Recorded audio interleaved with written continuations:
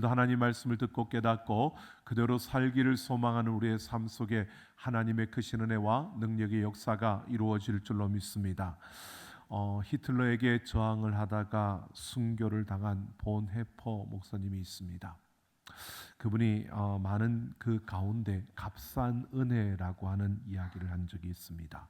그것은 20세기의 독일 교회가 관념적인 그러한 모습으로 바뀌어져서 예수 그리스도를 닮아가는 제자의 삶을 살아내는 이러한 모습이 사라져버린 그러한 모습을 가지고 값싼 은혜다라고 이렇게 표현을 했습니다. 그러니까 예수 그리스도가 없는 은혜, 십자가의 그 피 흘림, 그 헌신과 희생의 사랑이 없는 은혜, 용서는 있는데 회개가 없는, 그러니까 회개가 없는 용서. 여러분, 이러한 것들, 제자로서의 삶을 살아가는 제자로서의 그 도리를 지켜내는 그러한 모습은 없는 그러한 은혜, 이 모든 것을 값싼 은혜라고 이렇게 표현을 한 것입니다. 겉으로 볼 때는 뜨거워 보이고 화려해 보이고 또 믿음이 있는 그 모습처럼 보여지는 그러한 모습이지만 실제의 삶 속에서는 공허하고 그리고 생명이 보이지 않는, 생명이 없는 바로 그러한 모습을 가지고 값싼 은혜다라고 이렇게 표현을 했습니다. 오늘 야고보가 지금 그 이야기를 합니다. 우리가 진리로 태어나서 하나님의 그 진리의 말씀 가운데서 다시 태어난 자들이라면 우리에게는 그 하나님을 믿는 믿음이 있고 예수 그리스도를 닮아가며 온전하고 구비하여 조금도 부족함이 없는 그러한 모습으로 세워져 가는 자라면, 그렇다면 그 삶에 행함이 있어야 된다는 것을 오늘 야고보는 강조하고 있습니다. 오늘 믿음의 그 실체를 보여주는 것이 바로 행함이다라는 것이고요.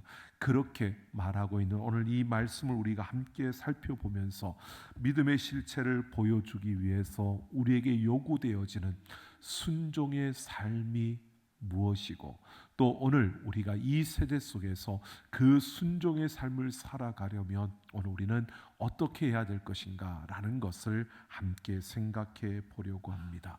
오늘 14절 말씀을 보면 믿음이 있다고 하면서 그 믿음에 따른 행함이 없으면 무슨 유익이 있느냐, 그 믿음이 자기를 구원할 수 있겠느냐라고 이렇게 묻고 있습니다. 여기에서 야고보는 믿음으로 구원을 얻는다라고 하는 이 진리를 부정하는 것이 아닙니다. 믿음으로 구원을 얻는데, 그런데 그 믿음이 있다는 것을 너희가 어떻게 보여줄 거냐, 너희의 그 믿음이 참 믿음이라는 것을 어떻게 알 수 있느냐, 그것은 결국 열매로 알 수 있다는 겁니다. 마태복음 7장 18절을 보면 좋은 나무가 나쁜 열매를 맺을 수 없고 못된 나무가 아름다운 열매를 맺을 수 없다고 합니다. 그러니까 나무가 얼마만큼 많은 열매를 맺었느냐, 얼마만큼 튼실한 열매를 맺었느냐, 이걸 말하는 게 아니라 그 나무가 어떤 열매를 맺었느냐, 그 열매가 그 나무를 말해주는 거죠.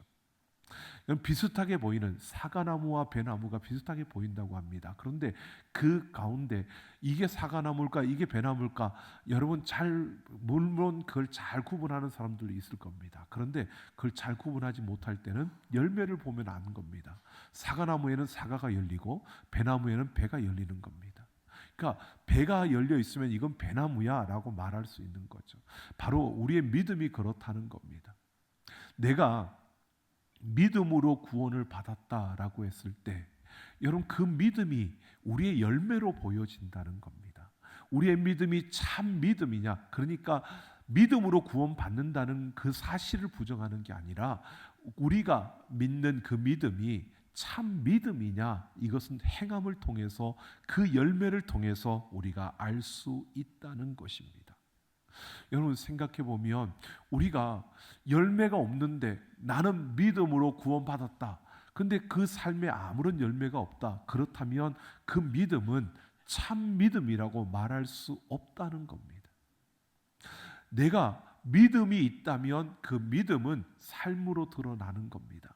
자, 진리의 말씀으로 야고보는 지금 계속해서 이것을 기본 전제로 하고 있는 겁니다. 우리가 죄인 되었고 죽을 수밖에 없는 자들이었는데 예수 그리스도를 통해서 하나님이 진리의 말씀으로 우리를 다시 태어나게 하셨다는 겁니다. 우리의 신분이 바뀌어진 겁니다. 우리의 DNA가 바뀌어진 겁니다. 진리의 말씀으로 바뀌어졌으니까, 그렇다면 진리의 말씀으로 다시 태어났기 때문에 우리의 삶에는 진리의 말씀으로 인하여 나타나는 그 열매가 맺어져야 된다는 겁니다. 진리가 드러나게 되는 겁니다.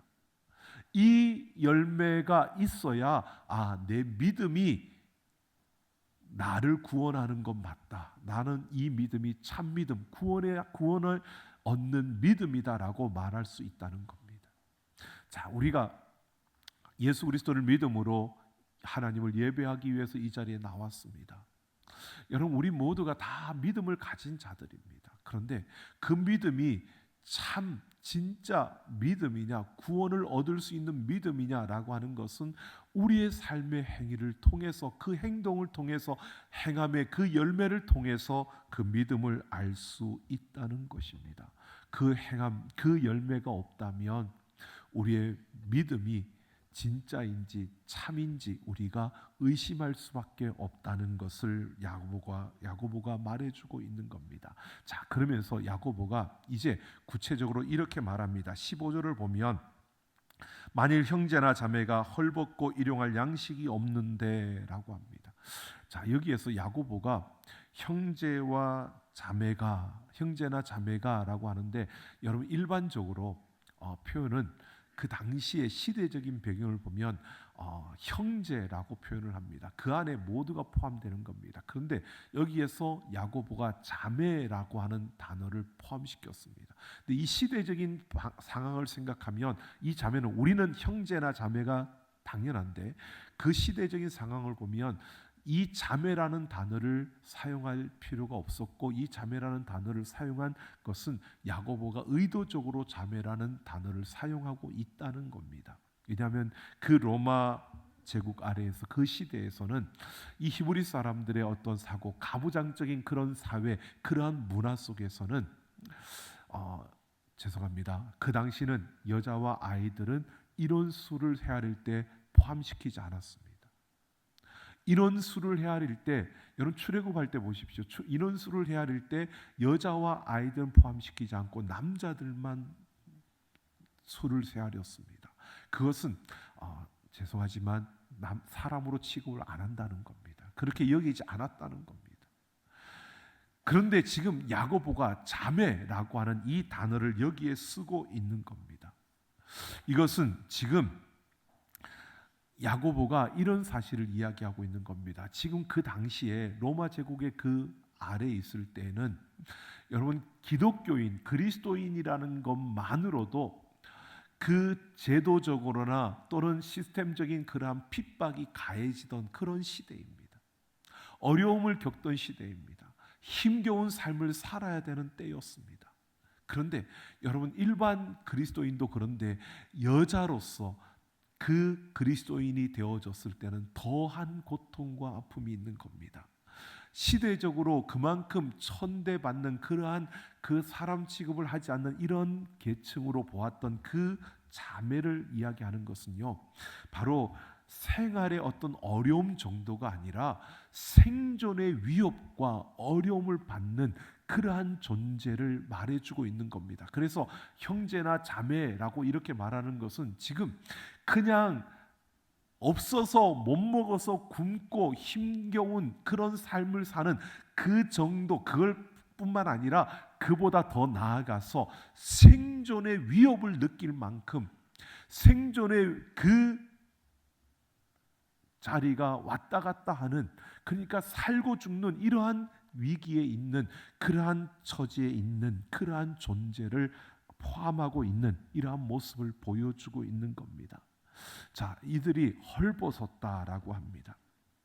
헐벗었다는 것은 옷 한 벌로 지내는 사람을 말하는 의미이기도 하고요. 좀 더 나아가면 그 겉옷이 없어서 속옷만 입고, 지금처럼 우리가 말하는 속옷이 아닙니다. 그냥 입을 수 있는 그 속옷만 입고 있는, 그렇게 살아가는 사람들, 가난한 심령들을 말하고 있는 겁니다. 그러니까 힘겨워서, 어려워서 생존의 위기 가운데 있는, 생존을 위협받고 있는 그러한 자들을 말하고 있는 겁니다. 그리고 일용할 양식이 없다라고 하는데요, 일용할 양식은 오늘 하루 먹을 양식이 없는 것, 이 문자적으로 그렇게 의미를 합니다. 그런데 여기에서 좀 더 깊은 의미를 보면 히브리 사람들의 그 사고에서 오늘의 양식은 내일의 양식과 같은 겁니다. 그러니까 히브리 사람들은 오늘과 내일이 같은, 오늘로 보는 겁니다. 그런 사고 속에 있는 이유가, 그들이 광야를 지날 때 여러분, 매일 하나님께서 만나를 내려주셨습니다. 일용할 양식을 내려주셨는데, 오늘의 양식을 내려주셨는데, 그런데 안식일을 앞두고 그 전날은 이틀분이 주어졌습니다. 안식일 날 끝까지 주어진 겁니다. 그러니까 오늘의 양식, 그때는 오늘의 양식이 오늘과 내일의 양식, 바로 오늘의 내 양식과 내일의 양식이, 그래서 그들은 같은 개념으로 하나로 보는 겁니다. 이렇게 보면 우리가 오늘의 양식, 일용할 양식이 없다라고 하는 것을 보면 오늘의 양식이 없는 건데, 그들이 볼 때는 안식일의 양식 또한 포함되어지는 겁니다. 그렇게 되었을 때는 안식일의 주인이 예수 그리스도입니다. 근데 일용할 양식이 없다라고 하는 것은 안식일에 그 양식이 없는, 즉 예수 그리스도가 없는, 예수 그리스도를 믿지 않는 자들을 의미하는 겁니다. 자, 예수 그리스도를 믿지 않는다라고 하는 것은 결국 뭐죠? 희망이 없는 겁니다. 소망이 없는 겁니다. 그러니까 일용할 양식이 없다라고 하는 여기에는, 야고보가 여기에 더 깊은 의미는 오늘의 양식, 오늘 내가 먹을 양식이 없는 이러한 존재를 말하는 것뿐만 아니라, 좀 더 깊이 보면 희망이 없이 살아가는 사람들을 말하고 있는 겁니다. 자, 이렇게 바로 그 사회 속에서 희망이 없고 그 생존의 위기와 위험 앞에서 살아가는, 하루하루를 그렇게 살아가는 그러한 존재들, 그러한 이들을 말하고 있는 겁니다. 그런데 여기서 보면요, 헐벗고 오늘의 양식이 없다라고 한 이 문장이 현재 분사형입니다. 현재 분사형이라는 것은 계속되고 있다는 겁니다. 반복되어지고 있다는 겁니다. 끝없이 계속되어지고 있다는 겁니다. 그러니까 우리의 곁에는, 우리가 살아가는 세상에는 이렇게 헐벗고 힘겨워 생존의 위기 앞에서 살아갈 뿐만 아니라 희망이 없는 그 모습으로 살아가는 이들이 우리 곁에 항상 있다는 겁니다. 그 시대에만 있는 게 아니라 시대가 바뀌고 아무리 세월이 흘러가도 이 세상 속에는, 이 세상에는 이렇게 힘겨운 이들이, 이렇게 다른 이들의 도움이 없이는 생존할 수 없는 이들, 예수 그리스도를 알지 못하고 그 절망 가운데 희망 없이 살아가는 이들이 항상 있다는 겁니다. 자, 그러면서 이들의 이런 자들이 있는데, 바로 16절에서 평안히 가라, 덥게 하라, 배부르게 하라라고 하면서 쓸 것을 주지 아니하면 무슨 유익이 있으리요라고 합니다.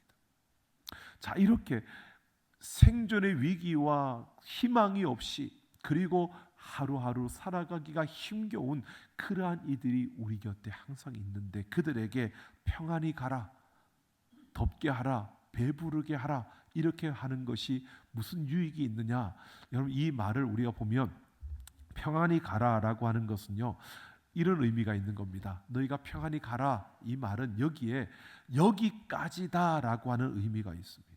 포함되어져 있는 겁니다. 그러니까 도와주는데 여기까지만 내가 하는 거야. 더 이상 난 못해.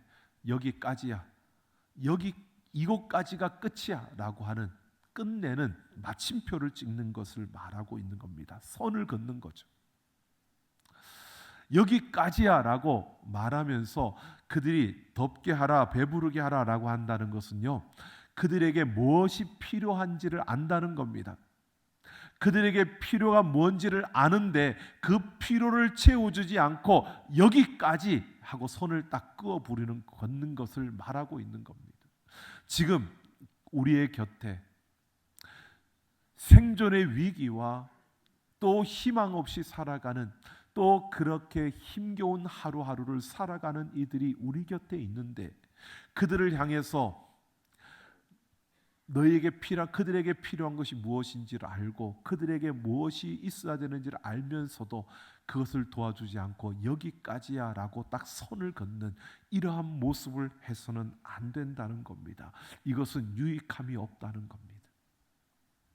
이런 삶을 살아서는 안 된다는 겁니다. 누구에게요? 지금 교회 공동체에게 말하고 있는 겁니다. 지금 야고보는 어떤 도덕적인 윤리적인 강연을 하고 있는 게 아니라 진리의 말씀으로 다시 태어난 자들에게, 그래서 하나의 공동체를 이루고 예수 그리스도를 닮아가고 있는 교회를 향하여서 말하고 있는 겁니다.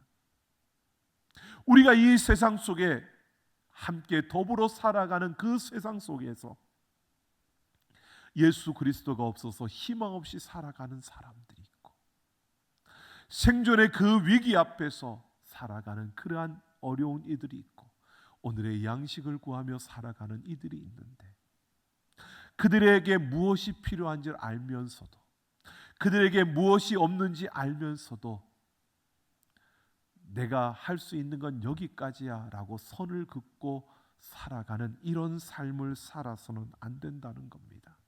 그들에게 무엇이 필요한지 안다면 그 도움을 주고 그 유익함을 줄 수 있는 이 책임을 다 해야 한다는 것을 말해주고 있는 겁니다.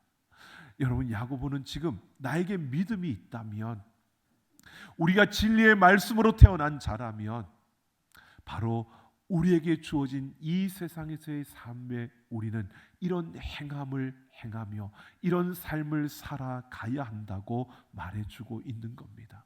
여러분, 진리의 말씀으로 다시 태어난 우리들, 무엇보다 신분만 바뀌어진 것이 아니라 이제 우리의 수준도 바뀌어져서, 우리의 수준도 달라져서, 여러분, 우리의 삶에서 우리의 손을 펼쳐 우리가 받은 그 은혜와 긍휼을 베풀며 살아가는 우리 모두가 되기를 예수님의 이름으로 축원합니다. 그러면서요, 야고보가 이제 두 명의 인물을 우리에게 소개하고 있습니다. 믿음으로 산 인물, 그 인물로 첫 번째는 바로 아브라함을 소개합니다.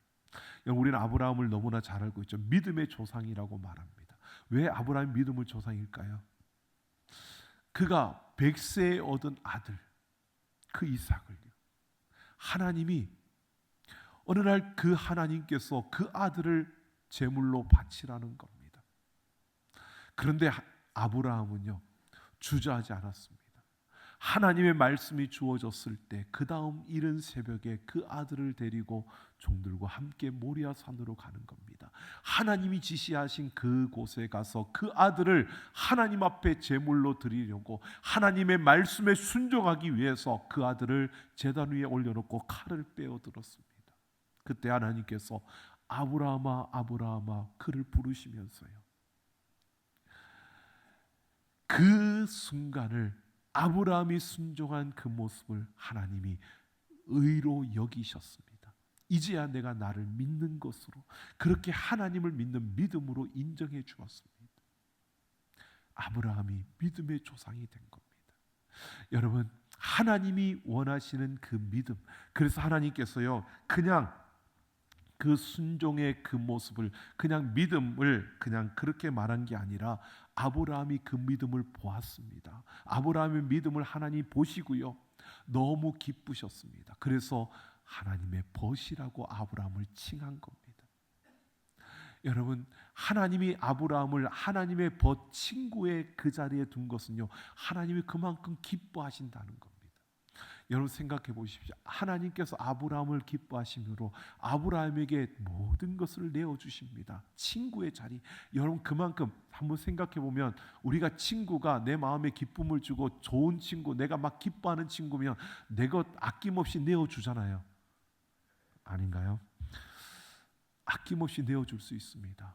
정말 내가 기뻐하는 그 친구라면 내가 그에게 주는 것 아깝지 않고요, 그냥 내어줄 수 있습니다. 하나님이 아브라함을 그곳까지 이르게 한 겁니다. 여러분, 아브라함의 이 믿음, 여러분, 그가 순종함으로 100세에 얻은 그 아들, 귀하지 않아서 드린 게 아닙니다. 그 아들 누구보다도 귀합니다. 무엇보다 귀합니다. 그러나 하나님의 말씀에 순종하는 것이 더 우선이었습니다. 그래서 그 말씀에 순종하며 그가 나아갔을 때 하나님이 그 믿음을 기뻐하신 겁니다. 여러분, 우리가 보면 정말 내가 귀하게 여기는 그 모든 것까지도 아낌없이 하나님 앞에 내어놓을 수 있는, 그러한 순종할 수 있는 우리가 되기를 예수님의 이름으로 축원합니다. 여러분, 두 번째 이 야고보가 드는 인물은 기생 라합입니다. 이 라합은요, 여호수아 시대에 여리고성에 살고 있었던 라합입니다. 근데 여호수아가 여리고성을 무너뜨리기 위해서 두 정탐꾼을 보냈습니다. 근데 그 정탐꾼들을 이 라합이 숨겨줬습니다. 그냥 숨겨준 게 아니라 라합이 왜 숨겨줬느냐가 중요합니다. 왜 숨겨줬느냐면요, 라합은 사람들이 이 히브리 민족이 애굽에서 나와서 광야를 지나오는 그 가운데 사람들은 그들의 하나님에 대해서 수많은 이야기들을 했습니다. 그 이야기들이 라합은 들었습니다. 사람들이 히브리 민족을 향하여 하나님께서 그들에게 향하신 일들을 듣고 그녀의 마음속에 이런 믿음이 생긴 겁니다. 바로 그들의 하나님이 상천하지의 하나님이라고요. 하늘과 땅의 유일하신 하나님이 바로 히브리 민족들이 믿는 그 하나님이라는 것을, 그 여호와라는 것을 그녀가 믿은 겁니다. 그래서 그 믿음을 가지고 있었기 때문에 그 하나님께서 이 여리고성을 그 백성들에게 주신다면 그 누구도 막을 수 없다는 것을 그녀는 확신했기 때문에 여러분, 그 정탐꾼들을 숨겨준 겁니다. 그 정탐꾼들을 숨겨준다는 것은 자기 민족과 등을 지는 겁니다. 얼마나 위험한 일입니까? 얼마나, 그것은 그만큼 희생을 각오하고 그리고 하나님을 믿는 그 믿음으로 행한 겁니다. 하나님을 믿는다고 하면서 아무것도 안 한 것이 아니라 하나님을 믿기 때문에, 그런 하나님이심을 믿기 때문에 그녀는 자기 민족을 등지는 그러한 순간, 그러한 모습까지도 그냥 행할 수 있었던 것입니다. 여러분, 오늘 그리고 그 정탐꾼들이 말해주는 그것을 통해서 그녀와 함께하는 가족들이 구원을 얻게 되는 겁니다. 여러분, 우리가 이 믿음이라고 하는 것은요, 그냥 내가 하나님을 믿는다, 내가 믿음으로 거듭났고 내가 진리의 말씀으로 다시 태어났고 내가 예수 그리스도를 믿는다, 이것이 그냥 우리의 입술로만의 고백이 아니라 우리의 삶의 행동으로 드러나고 우리가 순종하는 삶으로 나타나고 우리가 헌신과 희생에 내 것을 희생하는 그러한 각오까지 우리가 순종하는 데 필요하다는 사실을 우리에게 분명히 보여주고 있습니다. 믿음은 행함이 따라오는 겁니다. 믿음은 행함을 통해서 그 실체를 보여주고 있는 겁니다. 그래서 우리는 분명히 이것을 봐야 합니다. 믿음으로 나아갈 때 반드시 그 믿음에 따르는 행동이 있고 그 행동이 내 믿음이 어떠한가를 보여준다는 겁니다. 오늘 야고보는 이렇게 우리에게 말하고 있습니다.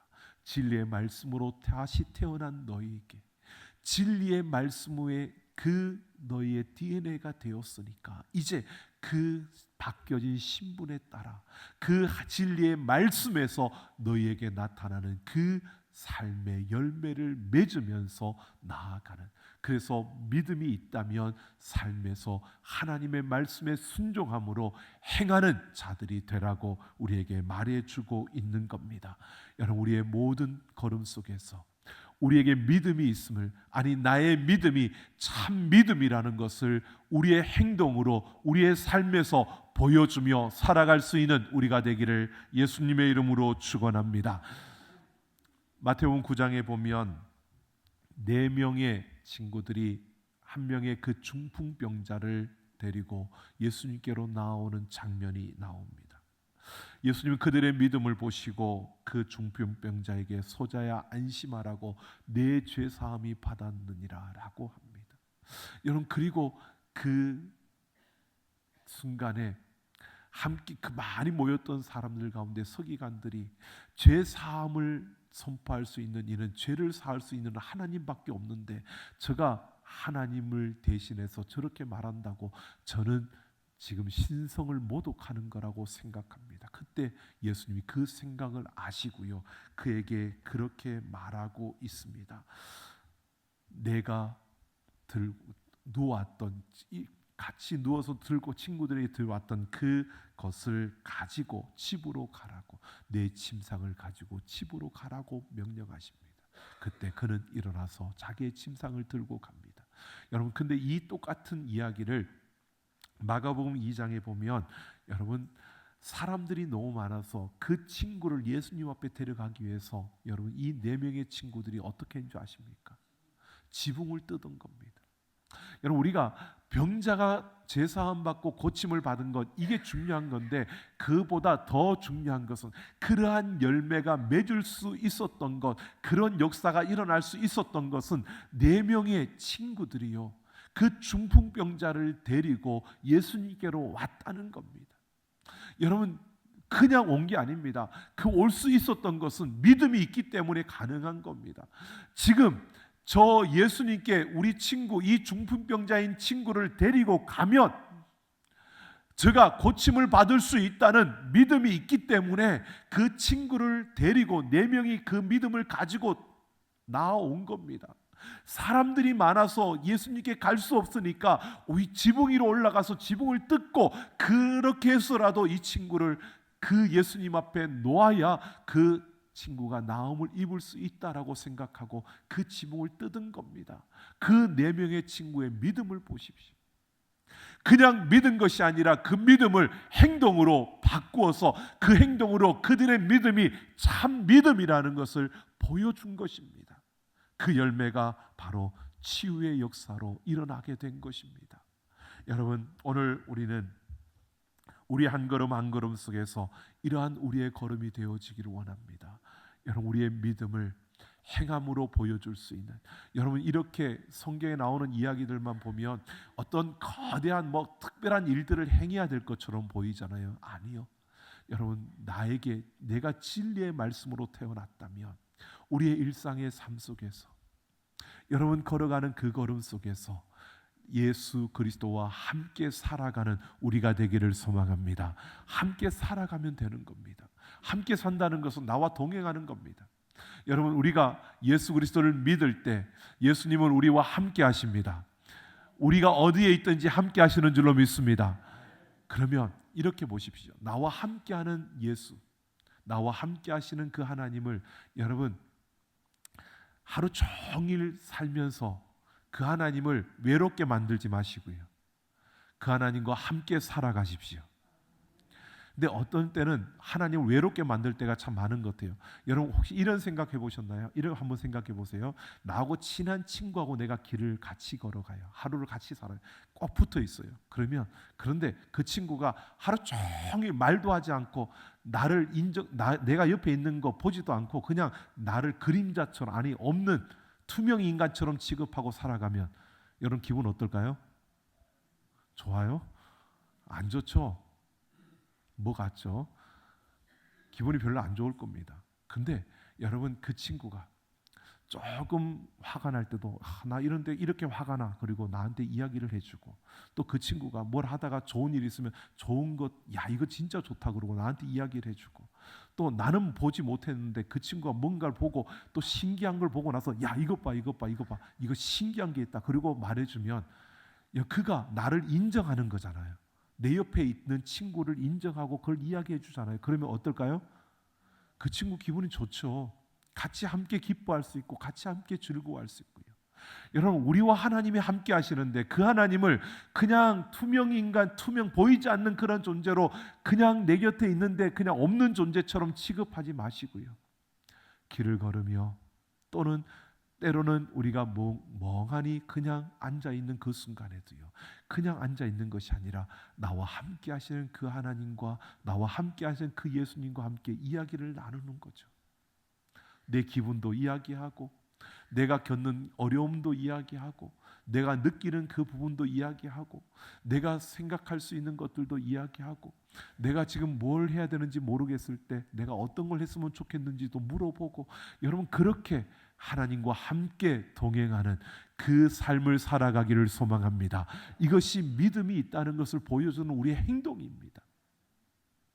여러분 굳이 우리에게 지금 다른 사람들을 돕지 말고 다른 사람 돕는 거 이런 것들 여러분 도덕적인 이야기를 하고 있는 게 아니고요. 그걸 또 하지 말라는 이야기도 아닙니다. 우리는 해야죠.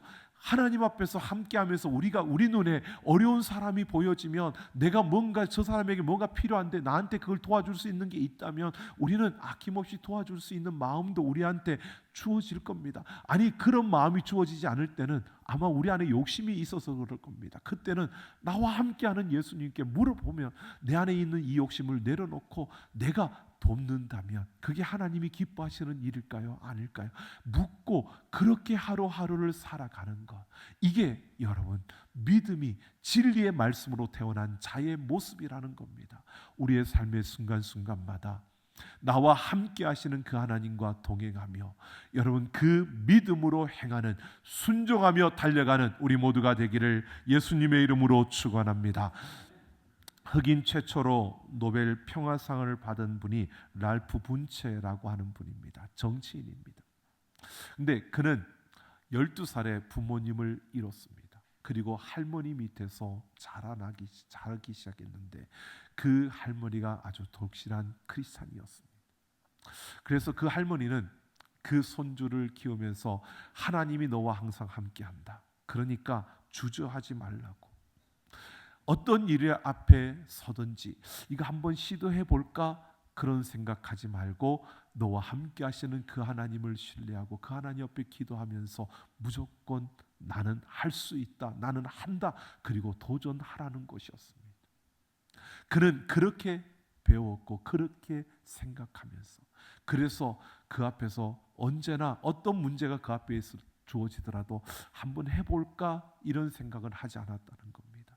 어떤 일들이 주어지면 기도하면서 나는 할 수 있다, 내가 해야 한다, 나는 한다, 그리고 그는 도전했다는 겁니다. 실패를 두려워하지 않았고 모든 것을 다 성공한 건 아닙니다. 하지만 실패를 두려워하지 않고 물러서지 않고 그렇게 도전하며 하나님과 함께 달려가는 삶을 살았다는 겁니다. 여러분 오늘 우리 인생의 가치는 다른 데 있는 것이 아닙니다. 하나님이 우리에게 함께하고 계시고 우리에게 그 믿음을 주셨습니다. 여러분 진리의 말씀으로 다시 태어난 우리라면, 우리의 믿음을 가지고 우리가 걸어가는 그 걸음이라면 삶의 모든 순간순간마다 우리의 믿음을 보여주십시오. 나의 행함을 통해서, 내가 살아가는 그 모습을 통해서, 내가 살아가는 삶의 그 태도를 통해서 여러분 우리가 믿음이 있다는 것을, 아니 내 믿음이 나를 구원하는 참 믿음이라는 것을 보여주며 살아가는 우리 모두가 되기를 예수님의 이름으로 축원합니다.